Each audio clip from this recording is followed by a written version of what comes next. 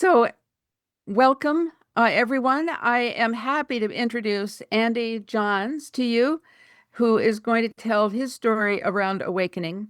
But Andy's had a very special place in my heart and also in IMHU in the last year. He has given very generously of his time and expertise in all kinds of skills, including a new website. And so, Andy, a very heartfelt welcome, and thank you so much for being with us to talk about your story. Yeah, of course. Thanks, Emma.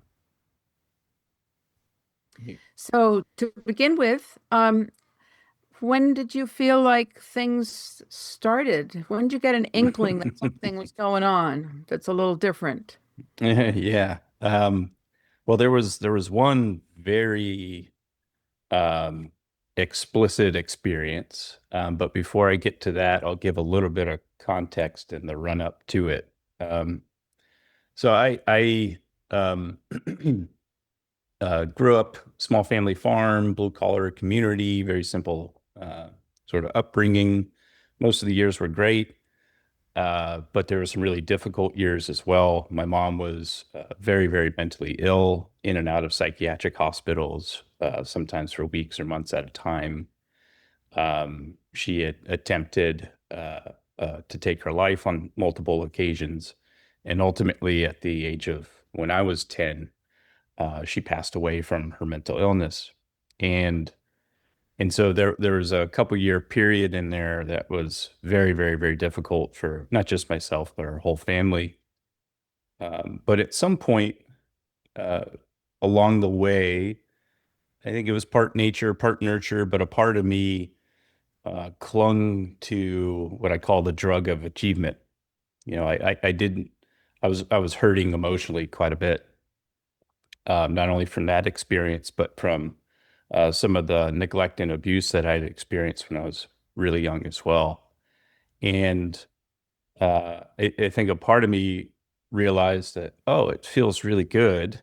And I'm showered with love whenever I get straight A's and I hit home runs and I win all the races. And so that stuck. And I became effectively like a perfect kid. At least I tried to be. And uh, most of the adults in my life at that time sort of had that expectation of me as well. I even had coaches literally say to me, like, I expect you to be perfect because you're that good. Talk about a heavy burden. Really?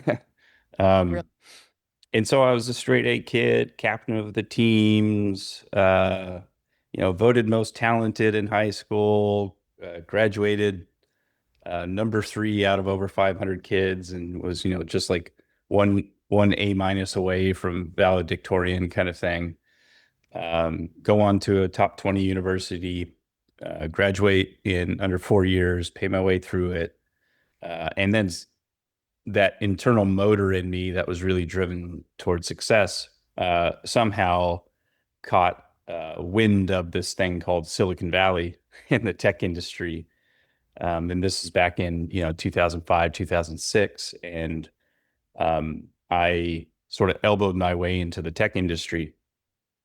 And I did that by, I'd go to coffee shops on weekends and I would email CEOs of companies. Like I was just, trying to make success happen one way or another. One of those CEOs responded, invited me into his office. We ended up building a relationship over the course of a month or so. And he created a job for me at his financial technology company. And that was the beginning of my technology career. Long story short, I won't go into all the details on that, but I had, roughly a 17-year career in the tech industry. I ended up being very successful. Eventually, towards the end of it, I was the president of a large financial technology company, which is now publicly traded on the US stock exchange. And I was a founding partner of an early stage venture capital firm in Silicon Valley. We'd raised several $100 million from the Harvard University and the big endowments and all that stuff. So on paper, it was sort of this like Instagram highlight reel of a career. I packed a lot in a very short period of time. But along the way, especially in the last 5 years of my career, I was having a lot of mental health issues with anxiety, bouts of depression. At times, I had just really severe, overwhelming panic attacks, where it was too difficult for me to even be able to be outside socially around people. It was just overwhelming. And that's what initially drove me to therapy. And so I was, um, resilient and stubborn. I continued to like go at 120% with my career, even though I was really having these difficult internal challenges. And so I was sort of in and out of therapy for quite a while. And there came a point where along that path, something intuitively in me felt a call to go deeper, deeper than what talk therapy was able to do for me at the time. I'd had quite a bit of benefit from EMDR, which if folks don't know is um, sort of it's a cognitive tool, but it's a way of bringing people into a somewhat meditative state or an altered state of consciousness where they can actually process traumas. That was helpful. But again, there was something in me begging to go deeper. And that's when I eventually, after 2 or 3 years of sort of slowly contemplating it, I decided to go and do my first psychedelic-assisted therapy session. Really powerful. I went directly into one of my core traumas, a moment of abuse as a child when Child Protective Services was called to check on my safety, and it was a whole very, very difficult experience. Um, and I had this profound healing, and it was also an introduction to like, whoa, I was a very rational, analytical, what I would call a typical materialist atheist at the time. If you can measure it and see it, it's real. If you can't, it's not real, sort of thing. Mostly as a byproduct of just, the sign of the times and the academic environment I was brought up in. And when you're good at math and science, you get pushed into that. Um, and so it opened my eyes. It was a very clear departure from my normal state of consciousness, and a shift began there. About a year later, I had another psychedelic therapy session that was the most profound experience of love I've ever had in my life.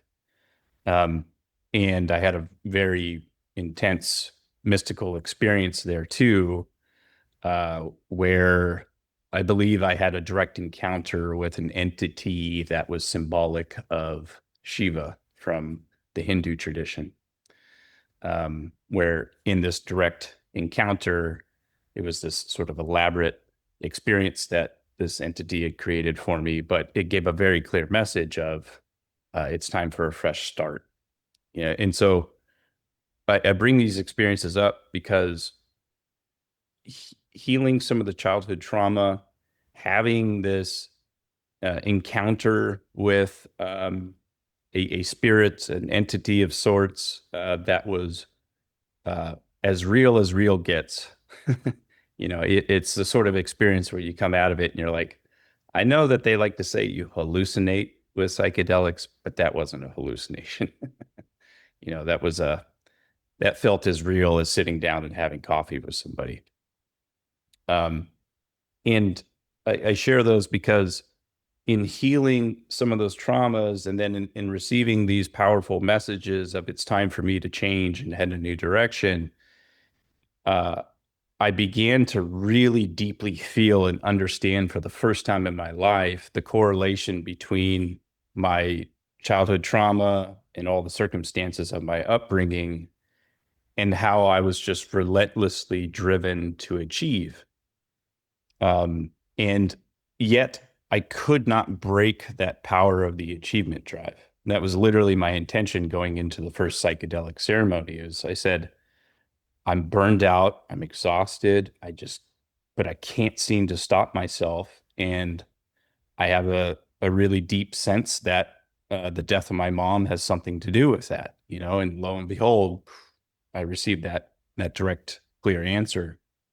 And so anyhow, it began this shift in me where I started to say, okay, at some point, not 10 years from now, not 2 months from now, but somewhere in there, I'm going to leave and put this life behind me and this career that everyone's celebrating and cheering on, but I just could not stomach it anymore.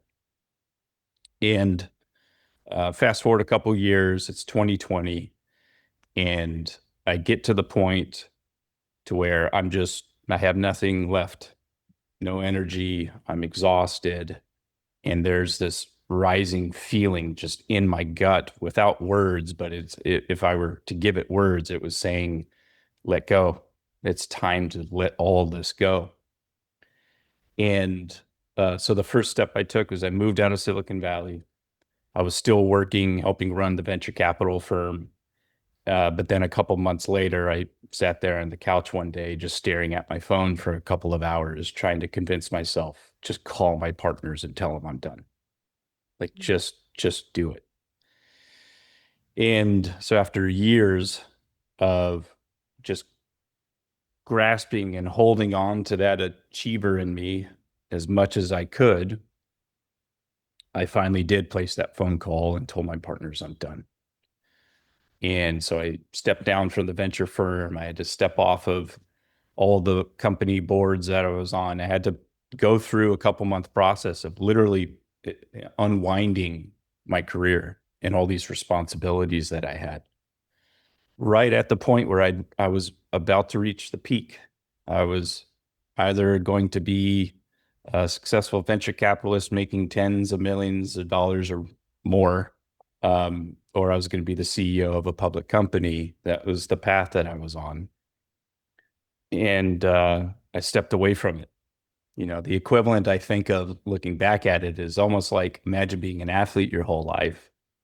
And then you're get through college and do all the things. And then right as you're about to become a professional athlete, or you recently became a professional athlete and you're about to enter the real payoff for 30 years of blood, sweat, and tears. And then you say, I'm done.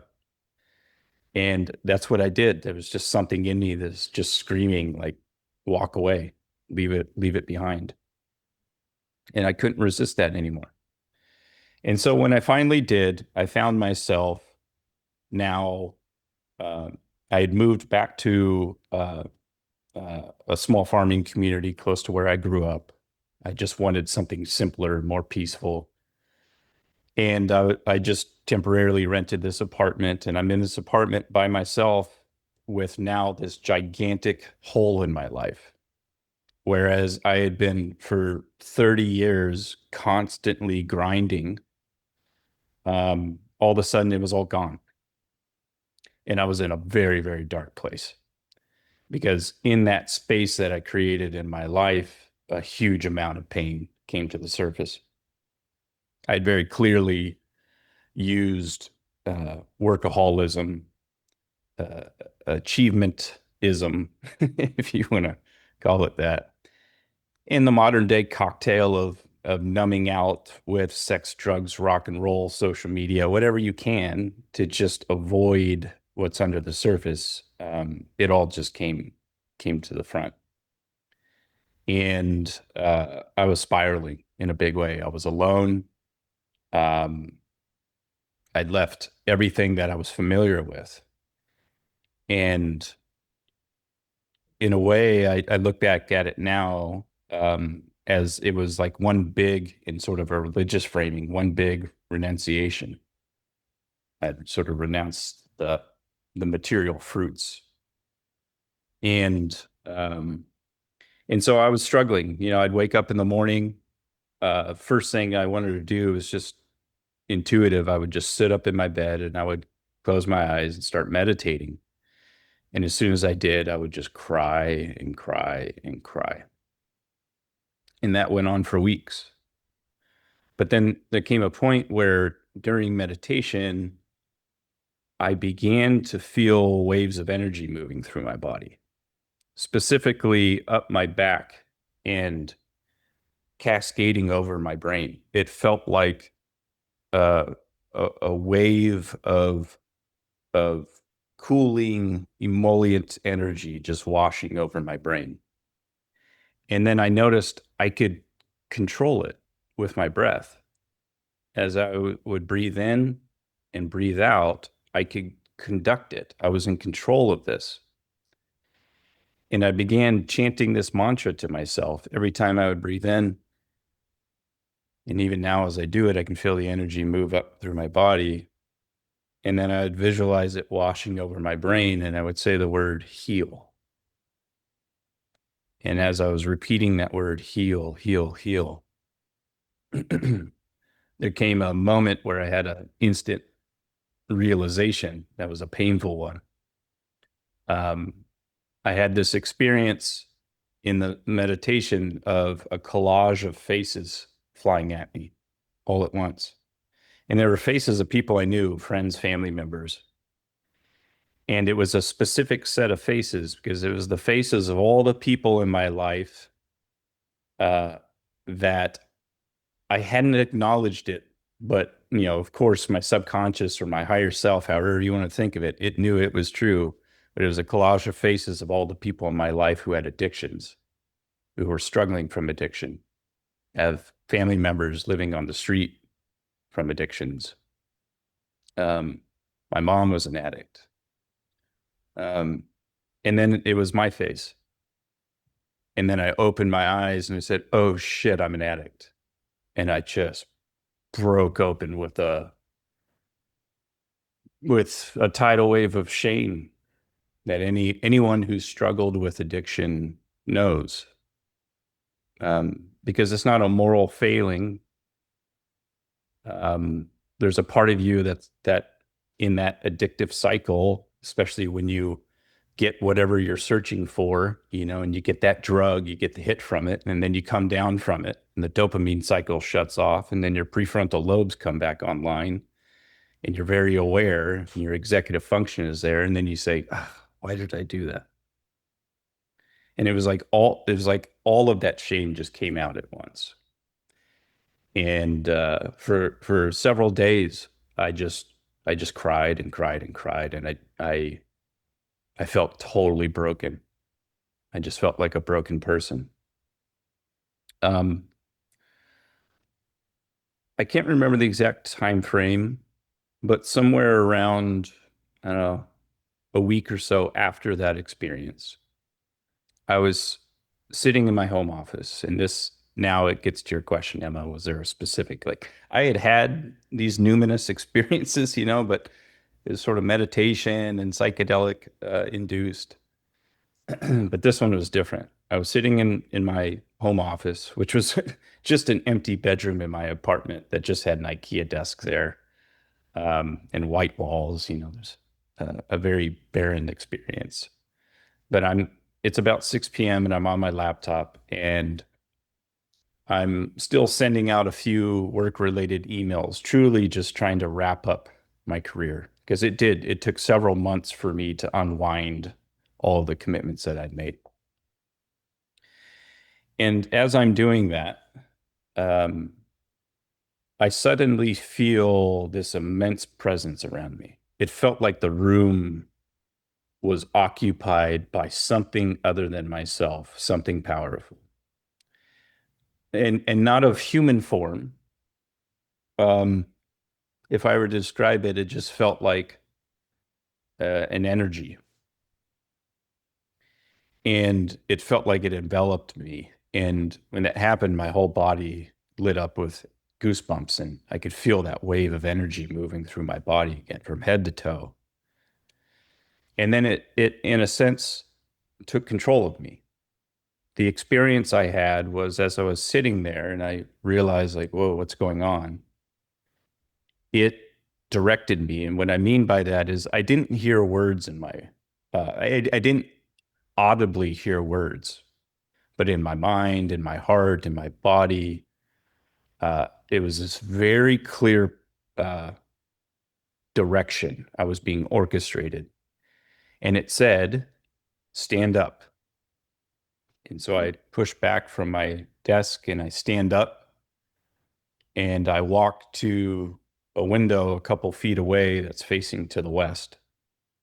And as I look out the window, there's clouds in the sky. And in that moment, I had the experience of beams of light breaking through the clouds, and it wasn't the sun. And when that happened, I just broke open again. And I stood there transfixed by that. And I just cried. And after a bit, that same force, that same driving energy, it said surrender. And I fell down to my knees and I put my head to the ground and I just wept. And I don't know how long that went on for, because from there I kind of go blank. Um, my memory is empty for, I don't know if it was a day, if it was 3 days, it was somewhere in that range. Right after that moment, it just goes blank. And the next thing I can recall is, I'm back in my kitchen. It's about 10 a.m. and I'm just making breakfast. I'm making eggs. And it's as if my consciousness was like coming back online.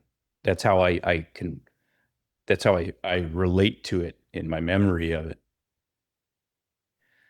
And what I noticed was I was just deeply at peace, completely at peace. And in the exact same circumstance I previously was in, alone in my apartment, left my old world behind. And I'd gone from like complete shame and suffering to just equanimity with this silly smile on my face. Um, and as this was happening throughout the days, it felt like I was receiving downloads of insight into my true nature, insight into um, the true nature of the people in my life. It's like I could see the masks they were wearing, the masks in terms of their coping mechanisms, their pains, the ways that they adapted to survive. I could see it all so clearly, crystal clear. And there were sort of like these like deeper philosophical sort of downloads too, where I felt like I understood love for the first time. I really understood it. And roughly for the next month, as I was preparing to go to rehab, I had gotten completely sober at that point. I was living basically a monastic life in my apartment. And uh, I was in a state of calm and occasional moments of bliss and complete clarity for about a month. Actually, the first day I checked into rehab, I'd been completely sober for 45 days. So I remember walking in and shortly after meeting some of the men there, and they're like, "You seem really calm right now." Whereas everyone else, everyone there, your life had just fallen apart. And I didn't have an answer to give them because there I was, just calm and at peace and perfectly sober. It was almost like, why are you here? um, Why were you there, Andy? you Just know, call up and say, I don't need you guys. well, like that's a good question. Like I hadn't processed that experience at all. I was just in it because my mind wasn't busy thinking like, what happened to me? What is this? I was just presence, peace. And I was just flowing with it. I was just okay. Um, and so that was the really big opening that I consider my awakening. Um, that bliss did not last. There came a point where I thought, oh, did I just accidentally get enlightened? As because one of the fruits of that experience is as that peace state subsided and I started to come back to the normal human experience, and all the grief and suffering and all the shit just came back. Mhm. Um, and the worries about, oh, what am I going to do now that I don't have a career? And just all that slowly made its way back in until all of a sudden it was a thundering roar in my brain. Um, what came along with that though was this like deep, persistent hunger to know the truth. What happened to me? What was that experience? Who am I? What's the true nature of reality? The really big questions. But as part of that, and this is what's frankly, and I'll be totally honest about this, and I still struggle with this, is a big part of that experience that I had in my apartment was it just wiped away big chunks of my identity. It just like a chalkboard just said, nope, that's gone. So that drive that I used to have, whether it was like a work drive or like even while I was working and building my career, I was also running ultra marathons on weekends. And, like I was a machine. That was gone. So my drive to like exercise hard and intensely, the, the, the things I used to find interesting, that was gone. The people that I used to want to relate with or could relate with, that was gone. And so it just wiped the slate in a bunch of ways. And I was in this like completely untethered state, not in a free, liberating way, in a like lost, confused, who am I and what the hell am I even doing here kind of way. And uh and so that was it was like all of that at once. The end of an identity that had served me and that I'd built since I was a little kid to like get by and survive and just try and be loved and accepted in life. Gone. The career, the friends, where I lived, big pillars of my sense of self just wiped. And it was hugely destabilizing. I had that freedom, that bliss in those episodes where every now and then I'd feel like, oh, this is freedom, this is liberation. But like that comes at a cost. I can only imagine what a truly, truly liberated state is. But along the way, like you lose everything. It's not all rainbows and unicorns. Like I would hop on YouTube, I'd read books, I was reading Jung, I was reading neuroscience, I was reading mystics from ancient traditions. I was reading everything. I was consuming everything I could virtually every day for several years trying to figure out what was going on. And like, there are very few places where they tell you, like, you're going to suffer through this. And suffering is the portal through which it happens.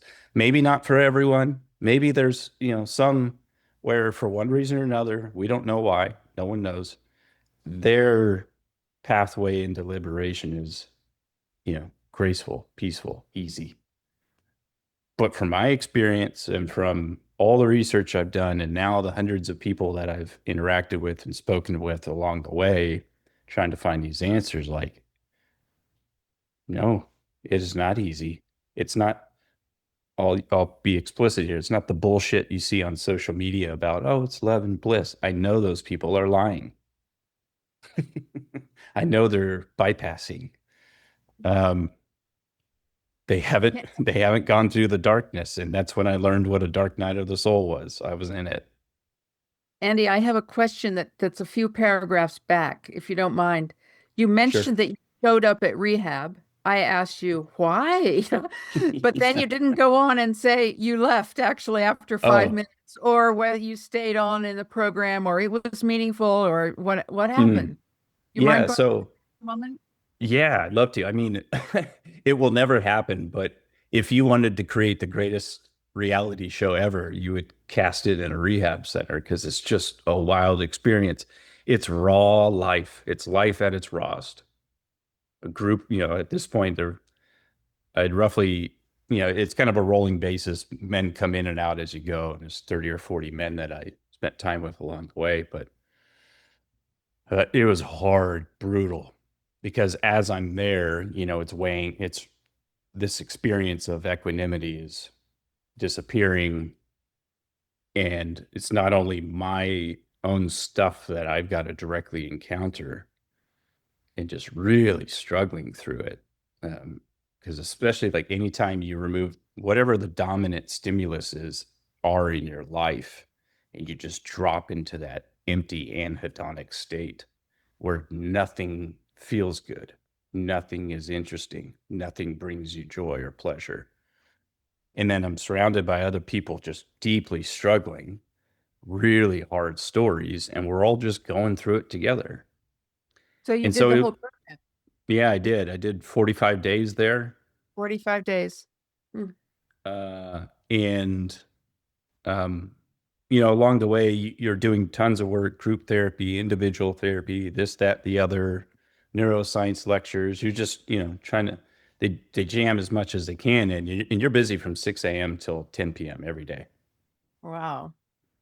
Structured, no phones, but it's sobering.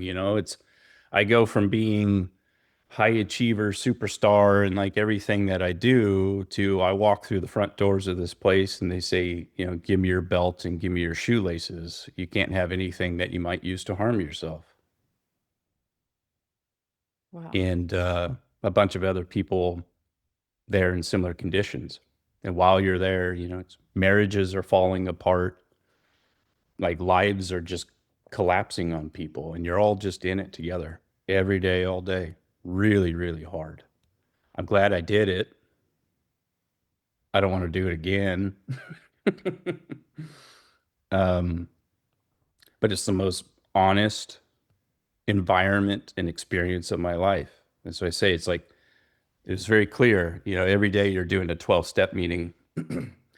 And, 12-step meetings, it's like, if you want to get something out of it, you've got to tell the truth, because shame hides behind lies and addicts are liars. That's part of the cycle of it. And so if you want to get sober, you got to come clean to yourself, to God, and to everyone. And, so it's like being in that room and being as brutally honest with yourself and others as you've ever been, while everyone else around you is attempting to do the same. And I remember thinking, like, this is reality.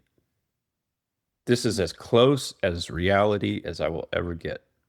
Because out in the world, I knew it, especially after that initial opening, that bliss state.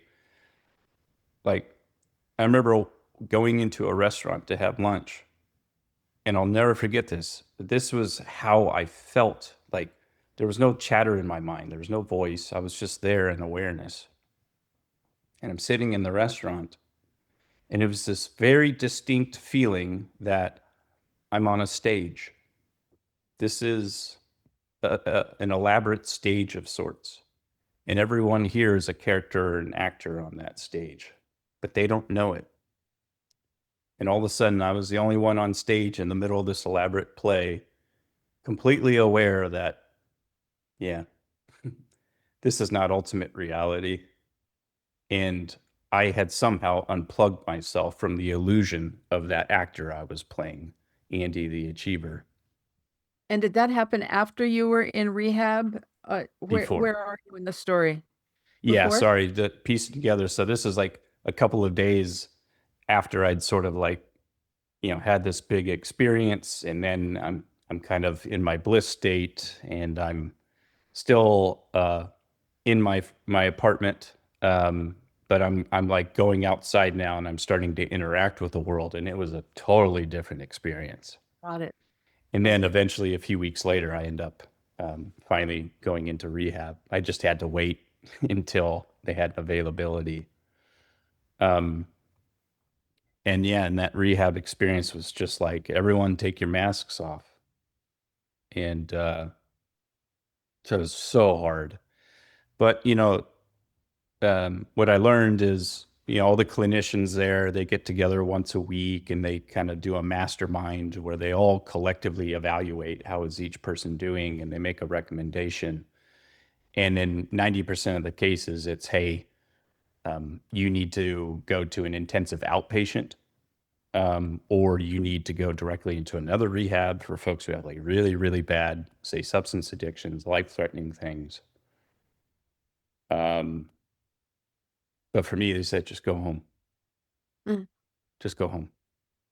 So that's what I did.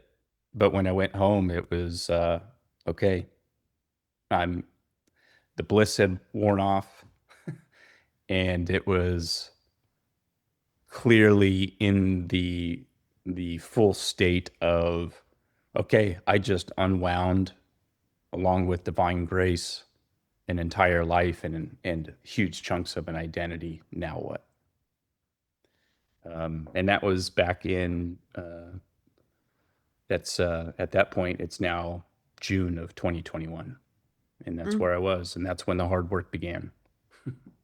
Wow. Yeah, yeah. I'm So that was so, the initial part of the journey for me. It's I still just want, going. I want to say how much I appreciate your being so open and honest.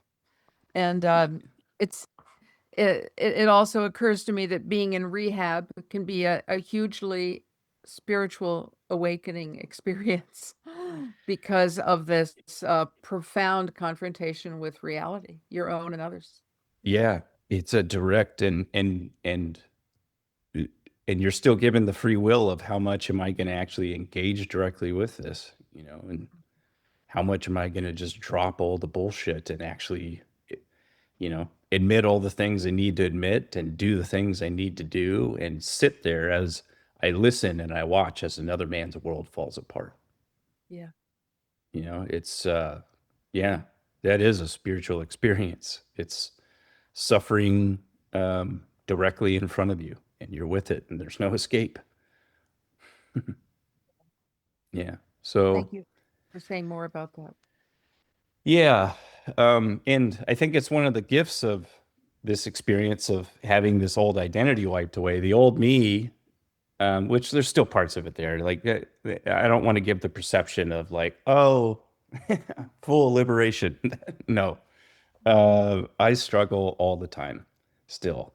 And I'm coming to learn that these powerful awakenings, um, it doesn't get rid of suffering. You just learn how to be with it in a different way.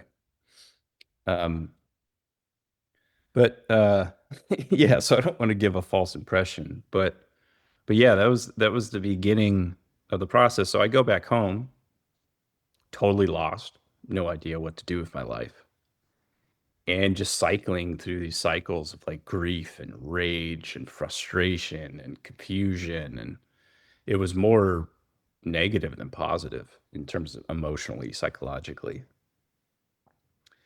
Um, and I just started the long, slow process of trying to rebuild and discover who am I really and what is my place in the world, which is an ongoing process for me. Um, and and so I sort of continue on with my life. I start going to coffee shops, just as like, well, I need community, some way to connect, and I find myself going to this Christian coffee shop. And that was a great experience to start to socialize and connect. And then while I was there, I was usually reading. I'm just reading, reading, reading. Again, I'm still trying to figure out like, what the hell, what was that? Who am I? What's going on? None of this is the reality I thought it was. Um, and while I was there, this urge to write began to build in me. It's like a feeling in the torso, right in the center line, just like a pressure that just comes with kind of this clear sort of urged impulse or a feeling that was just like, right, be honest, tell the truth, which has been one of the great gifts of eradicating the old identity, because now yeah, I will tell the truth. I don't want to put on a mask anymore. I'm going to tell people exactly who and how I am. There was a freedom that came from that. I didn't need to be perfect anymore. Um, And so one of those days I went into the coffee shop, and acting on that impulse, I just hopped on Substack, a sort of newsletter platform, and I just wrote my first post without thinking. It wasn't an analytical process. There wasn't a goal behind it other than just to be honest. And I just wrote my first post. It was basically a message that I then shared on LinkedIn, which, I had my whole professional network there, and I still had this, like, the sinews of this Silicon Valley identity holding on. And I just shared this post that said, like, hey, I know everything looked good on the surface, but man, I was broken. Band-aids and bubble gum underneath, just holding me together. And I just shared the truth, and I had this wonderful response from it. And and a bunch of people reaching out to me privately, confessing that they were similarly suffering in their own ways. And that began a process of me sort of informally becoming a bit of I guess you could say, a mental health advocate within this industry, that has just an untold number of folks with similar stories as mine. You know, it was very clear to me after these experiences how much success and achievement is built on the foundation of suffering. And I could see it all around me in my old colleagues and what have you. And so I just continued writing, and just episodically, whenever the urge arose. But I kind of going through this washing machine experience of, and this continues to this day. The way that I relate to it is, okay, I had this sudden departure from this monolithic identity I'd spent my whole life building. And then I had this powerful experience that sort of smashed it away, but that thing wants to reemerge. I didn't have, let's call it an Eckhart Tolle experience where, like, for the most part, the mind goes silent and the identity disappears, and it's like, hey, everything's cool. For me, it was a non-abiding uh, awareness or realization. And so for me, it's been this ongoing cyclical pattern of old patterns, old identity, old fears, stupid voice in my head. It wants to emerge in different and more clever ways. And then I find myself sort of pulled back into that cycle of workaholism or whatever it is, or wanting to achieve and do something notable so that I feel worthy. And then I start to feel this huge inner resistance, and I'm suffering in some way I can't put words to. And I'm like, what the hell's going on? I thought I found my ground again. And then I realize, oh no, this isn't the right path for me. I tried doing consulting for startups again. I thought maybe I'll start a mental health related venture capital firm, and, because, hey, at least I can help that way. And like at this point, there's probably been a dozen experiments, I'll call them, where it's usually my mind that then says, hey, why not try this? And I get into that, and this cycle of the old identity attempts to recapture my life. And then I go through that resistance and trying to figure out, why isn't this fitting? And then I kind of have a mini spiral and a mini crisis, where then eventually I realize, I know what's happening. The old me is attempting to reassert itself. And I have to surrender. I have to let go of whatever it is that thing is asking to, like, you know, take over again. And it ends up being it's an experience of, like, a psychological death and rebirth again and again and again and again and again. And that's why I really understand now how, whether it's shamans or mystics, spiritual leaders, as they talk about this, this path of liberation is of full-blown surrender. You're just surrendering again and again and again. And it's so brutal because the mind doesn't want that. The thing that keeps the mind, the ego, alive it's like a shark. It like has to keep moving and it's got to bite something. And it wants to keep moving. And that old hyperachiever perfectionist part of me that never felt good enough just wants to keep asserting itself. And I have to like go through that painful surrender process again and again in different ways, whether it's through relationships or work, really any aspect of my life. And I'm still going through those cycles. Um, I get better at identifying them. I get a little bit better at releasing them. But I have noticed that whenever I do release them, what follows is another purge, um, of grief, energy, but also there's a peace that follows, an emptiness that Mhm. feels nice. So I'll sort of like, that's kind of the broad meta picture of what I've been going through for the last 5 years continuously. But I'll fill in some details in there because there's been an ongoing series of non-ordinary states of consciousness that have continued throughout that entire process. As you go into these details, would you mind being explicit about how much psychedelics has had an impact on you? Because it's Mm, so popular these days, and so many people are, in fact, having huge experiences that drive them, and sometimes it's bliss, and sometimes it's agony, and yeah, sometimes a combination of both. So if you could just let us know, yeah. if that has been a major part of your process. Thank you.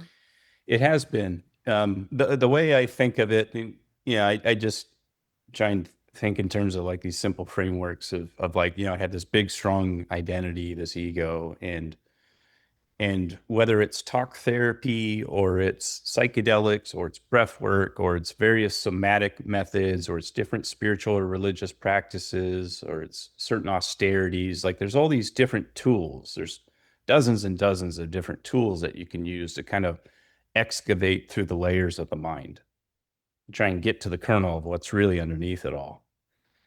And the way that I think of the psychedelics is like talk therapy could not break through that dense outer crust that had kept me trapped in that cycle of just workaholism. And it was pushing me to an early death. I almost had a heart attack when I was 35, shortly after I became the president of this company. But I kept going. Um, and so the psychedelics were like a stick of dynamite through that. And so I would say for me, they were necessary. I wouldn't be where I'm at in this journey without them. They allowed me to heal certain traumas that I otherwise probably wouldn't have, or likely would not have ever become aware of. Mhm. Um, However, I'll say this, people come to me now, they ask me, hey, do you recommend psychedelics? Because they're on their own journey of sorts. And what my response is, I don't recommend them to anyone. And what I mean by that is, it's not that I think they're bad. It's that they're uh, to be taken very, very seriously. And it's up to the individual if they feel called to it. If there's something inside them in the way that I felt called to it internally, then listen to that inner guidance. That is the authority. That is like if there's a nugget of wisdom I'd like to place here, it's trust the primacy of your own experience and that inner voice over everything. And I mean everything. It doesn't matter what guru you're sitting with. If you reject or ignore that inner voice, you're probably going to go down the wrong path.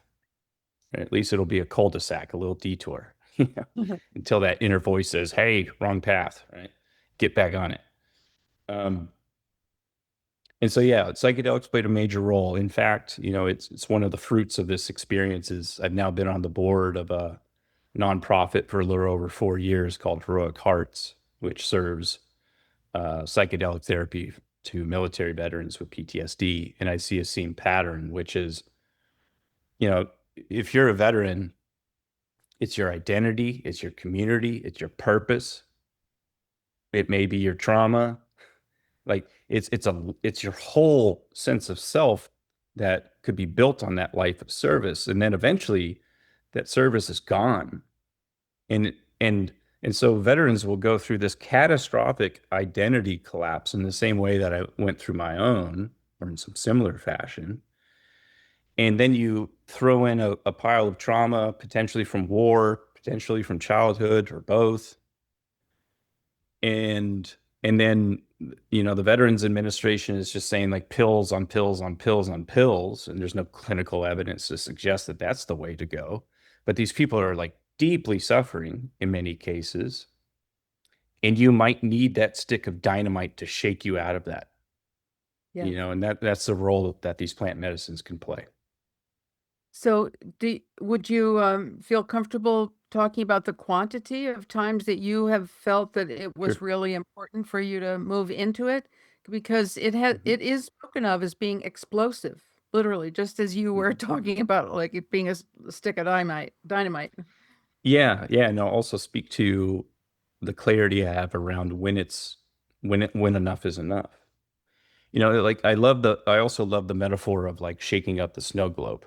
Hmm. It's that's what the psychedelics can do. It shakes it up, and then all the snow of the patterns of the mind can resettle, and then you can establish new patterns from there. Um, but for me, I had three high dose psilocybin journeys. One of those ended up precipitating a massive somatic release. It's just, yeah, I'll go into that in a little bit. I had two ayahuasca experiences, um, and once with 5-MeO DMT. Uh, and then there came a clear point about 2-ish years ago where I said, okay, I'm done. They've served their purpose. This is not something I'm to go back to. So roughly 5 or 6 times over roughly a 6-year period, maybe 7 years, but 6-year period. Um, and yeah, I forget who it was. I can't remember if it was Ram Dass or somebody from that, sort of time frame where they said, psychedelics is like, when the phone rings, you pick up the phone, and once you get the message, put the phone down. It's like I know people who go back over and over and over dozens of times, and it's like that is too much psychological material to throw at somebody. Um, and you might have already received the essential message already. So put that phone down and integrate. That's the Yeah. whole thing. Integrate. What are the insights and the messages that were received, and how do you bring those into your life day to day from there on out?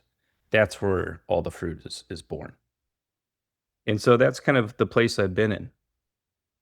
And this will bring me to the next stage of the story. I know that you know this personally, Emma, but um, so along this path, I'm slowly figuring things out. I'm writing a little bit here and there. I'm helping out, doing some pro bono or volunteer work with nonprofits and other mental health stuff. I'm kind of informally coaching other people who are coming to me and struggling and need help and support.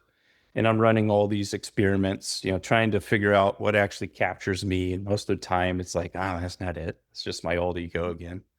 Um, and I'm still going through this, but there came a point beginning the end of 2024, and this is where it's kind of picking up following, I'm done with plant medicines at this point. Therapy is a few years behind me at this point. I'm in the process of a deep seeking as an individual.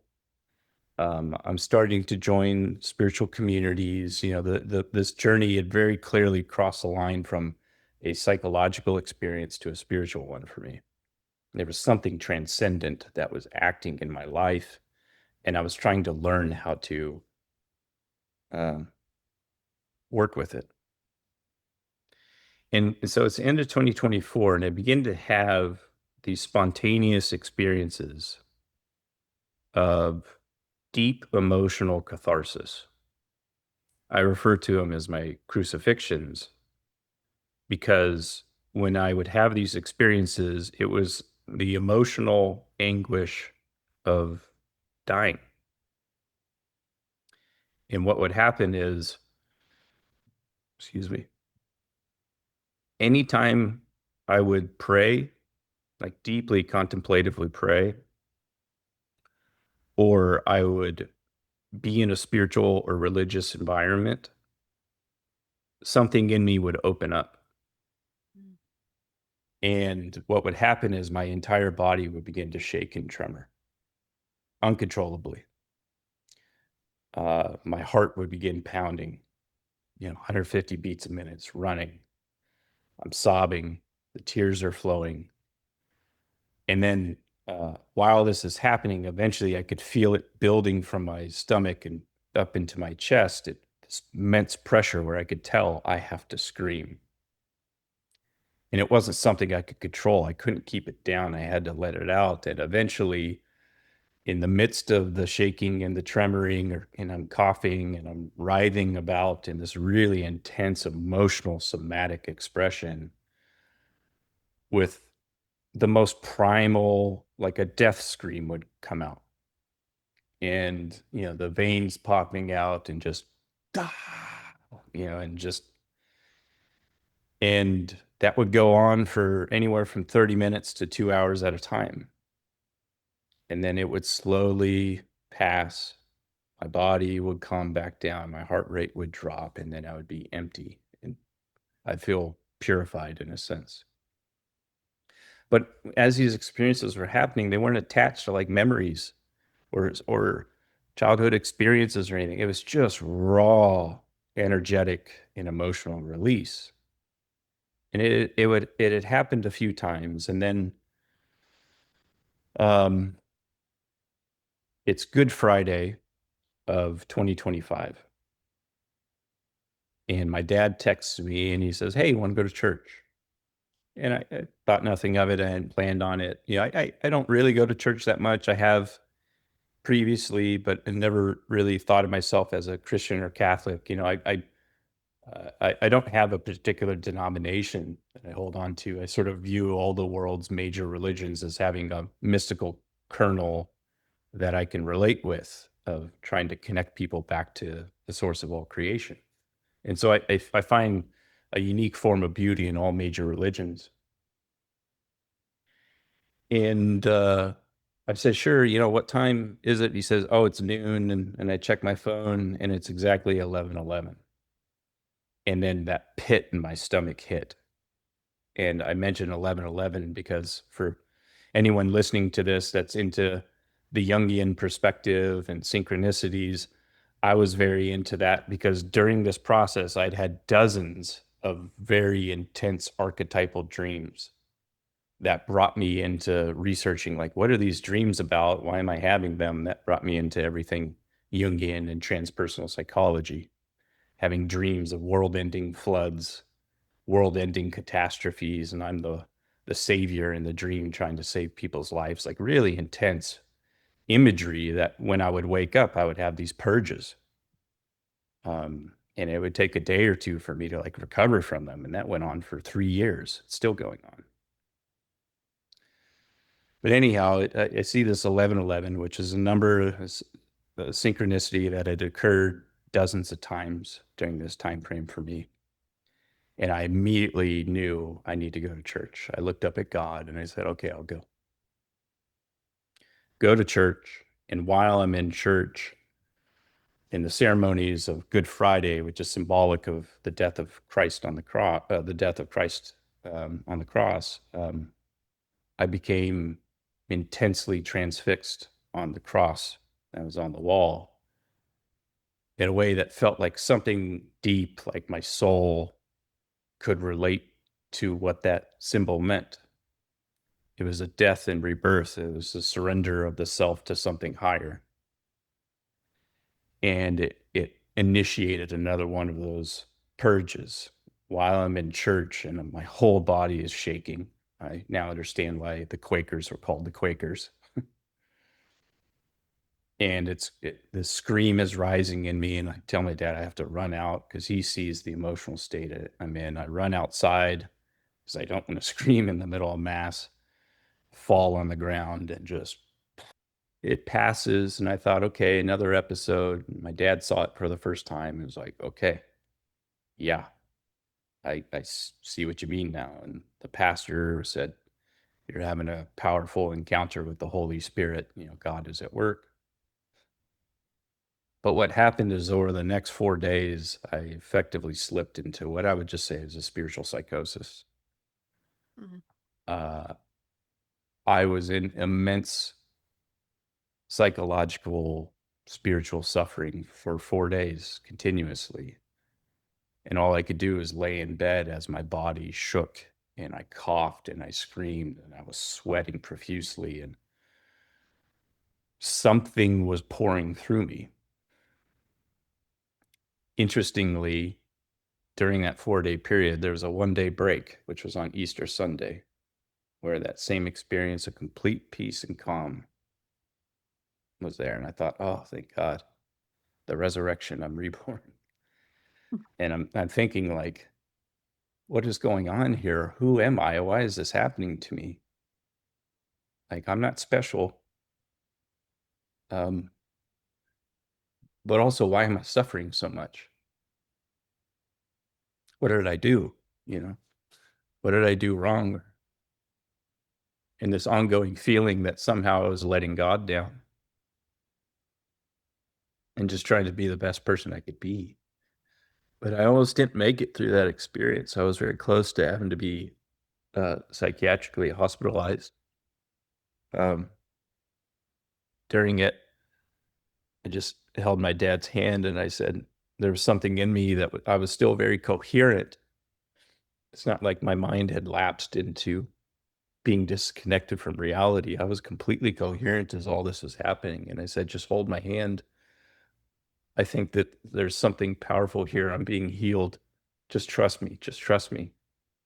And at the end of the fourth day, as I was contemplating, like, I need to be hospitalized and just tranquilized, like something to bring me out of this horrible pain I'm in.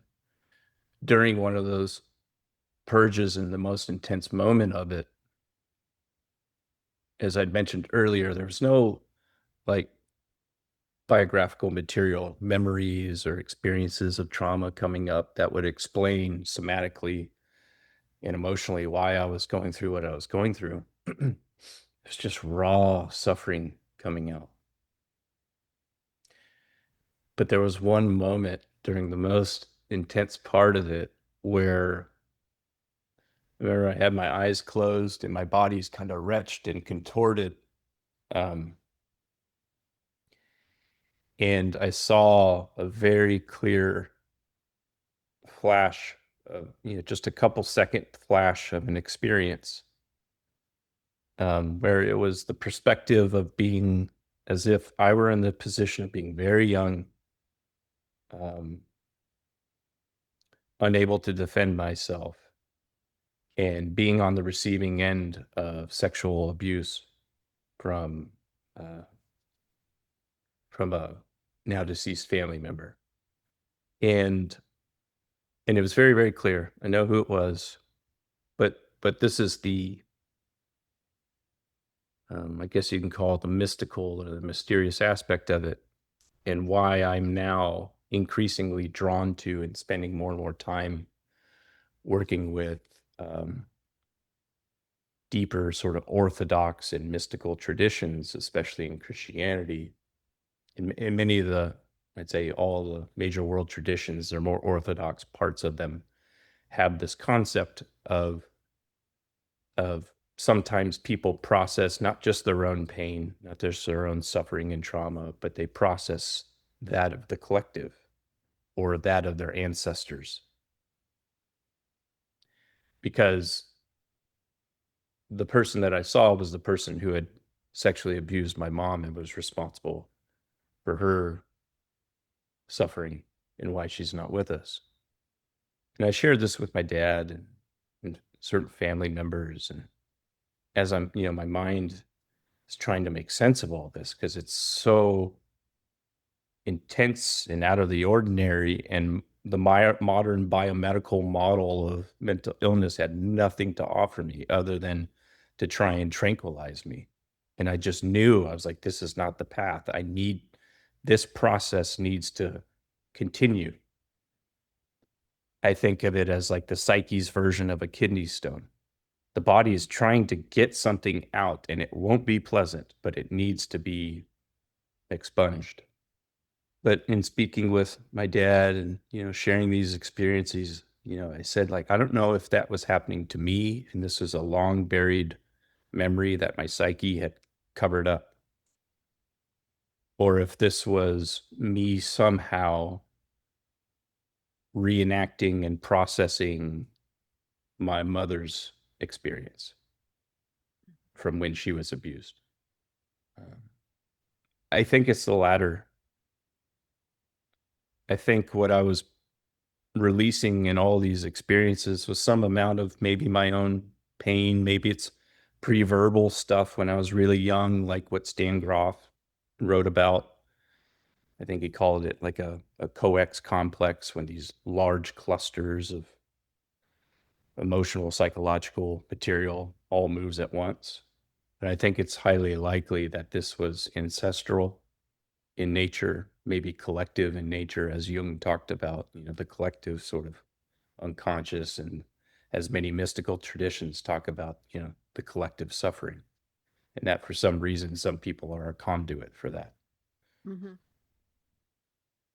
Um, but following those experiences, I just barely got through it. I got back on low dose SSRI because my nervous system was blown. I was in full panic. I couldn't function. I couldn't function at all. And there was a blip of clarity where I was like, I need help bad. I need help now. And I turned to every resource I could to try and ground myself through this, which is how I connected to IMHU as well, and to you, Emma. So thank you. You're welcome. Um, but following that for the next almost a year, almost every day, my body continued to purge whatever this material was, night and day. It would episodically happen. I could just feel it as my body was about ready to fall back into that state. And I became familiar with it enough where I just knew I have to lay down and let whatever happened is about to happen. And it would happen in the middle of the night. I would wake up and my whole body would be shaking. And I continued to have very elaborate dreams full of rich emotional, psychological material throughout. And it wasn't until about 2 or 3 months ago where the shaking finally stopped. And that kind of brings me to where I am now. Um, Still going through these cycles of death and rebirth, still having material move through me, still having elaborate dreams. I've done some training in Jungian dream analysis, and so I'm pretty good at decoding my own dreams now, and it never ceases to amaze me, the intelligence of the dream space. It's very clear to me now that uh, we dream as an attempt to heal ourselves. Once you figure out what the message of the dream is, you'll almost always realize that it's a message from, say, one's own subconscious, or from God, or from the higher self, whatever the source is. It's a message about, this is something that you need to resolve or to let go of so that you can move forward. Mm-hmm. And yeah, that's kind of where I am. And I'd say the overall thrust of this whole process, as I do my best to make sense of it without overly intellectualizing it, because it can't truly be fully understood. It just, to an extent, it has to just be surrendered to and accepted. But what it's doing to me is it's continuing to remove my ego, my sense of self-importance, and in some ways my sense of self. And I'm drifting towards a simpler, ordinary life. Still, the old ego tries to climb back and say, damn it, you got to do something big and important for the world. It's like my ego of the professional high achiever sometimes tries to become the ego of the healer, the helper. And now I understand where cult leaders can be formed. But that's kind of just been, yeah, that's the long arc of it. And I think it'll continue for the rest of my life in its own forms. Um, and I guess the last thing I want to say is on it is it's humbling. If I read now or if I continue the seeking, like most of that drive to seek is faded away. I'm like the seeker is dying in me. That identity of the seeker is even going. Um, but for the surface area of it that's holding on, it's exploring the mystics. I read the accounts of Saint Teresa de Avila or Saint John of the Cross or Meister Eckhart, these Christian mystics, 15th, 16th century, and the experiences that they went through. And I find myself in those stories. Mm. And it's beautiful and terrifying at the same time, because I've had to experience a lot of suffering through it. Yes. And it's been a purification. And I'm spending more time trying to spend more time with some of these, deeper Orthodox roots to come into closer contact with other folks who understand this terrain. Mm-hmm. And on one hand, sit there and think, like, I don't know what I did to deserve this. It's just pure grace. But like the beauty hasn't come without the necessary, what the Christian traditions called the purgation, the purging. Yeah. Can I ask a question? Mm-hmm. Make a comment. Yeah. I'm going to come back to you a little bit. First of all, just with great appreciation, thank you for being so open about your story. And I'm imagining that many people will get a lot from you telling your story, how you have told it with such heartfulness and openness. So I Yeah.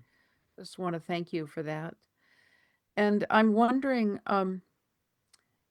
do you feel like there's more of this going on around the world? In other words, more Mm. people are spontaneously opening up in these ways, not knowing necessarily what's going on because they're not necessarily connected to any religion. Maybe they Yeah. don't have any language for it at all. And there could be a variety of things going on. But do you feel like it's happening to more people around the world?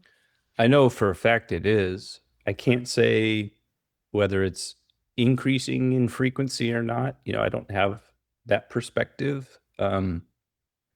But I know for sure because I know I'm now friends with and closely connected with others who, like myself, have had spontaneous, um, often intense, unexplainable, mystical experiences. In one instance, a man who experienced a stigmata, who Mm. was on the floor of his hotel room having the feeling of spikes being driven through his wrists and worried that he was bleeding all over the floor of the hotel room until an hour or two later he came out of that experience and was like, thankfully, this hasn't happened.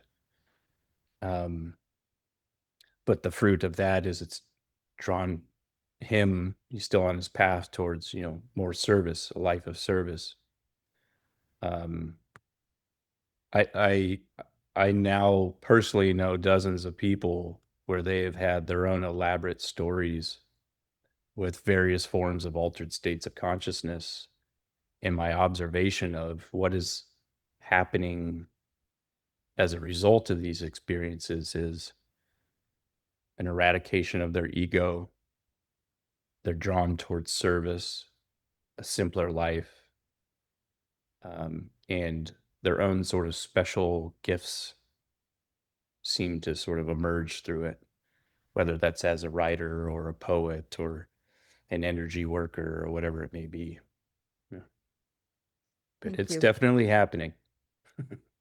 And is there anything more you'd like to share in terms of what you feel people need for support as they're going through this?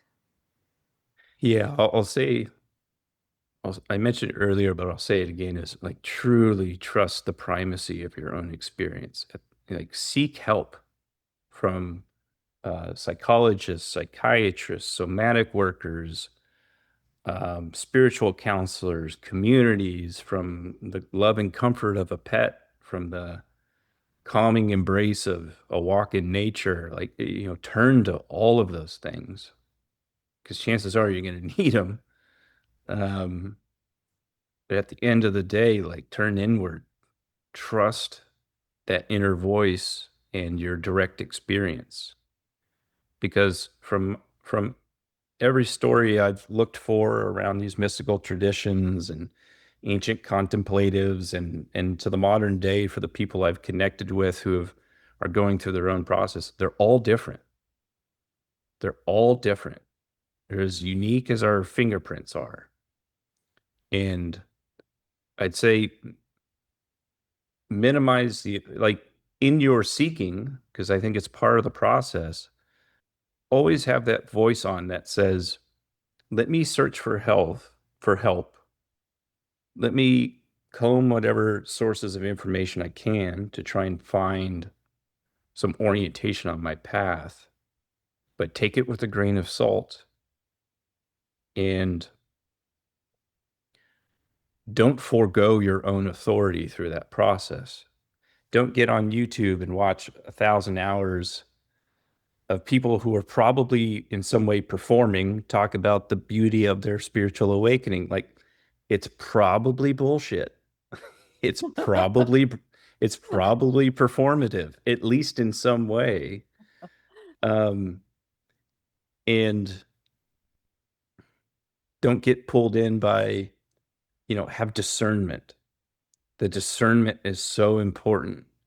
Like, we all know this for the new age seekers. You can go to Bali, you can go to Costa Rica, you can go to the, Burning Man, whatever it is. You can go to these new age hubs where there's people who are earnestly seeking. They're going through their own stuff. However, um,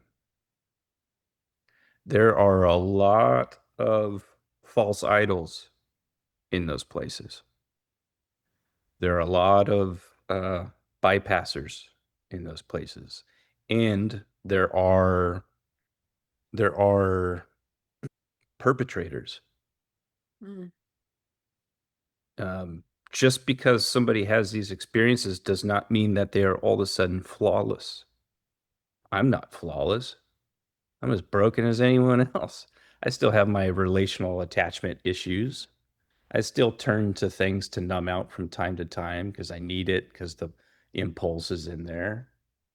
I'm not perfect, and none of these people are.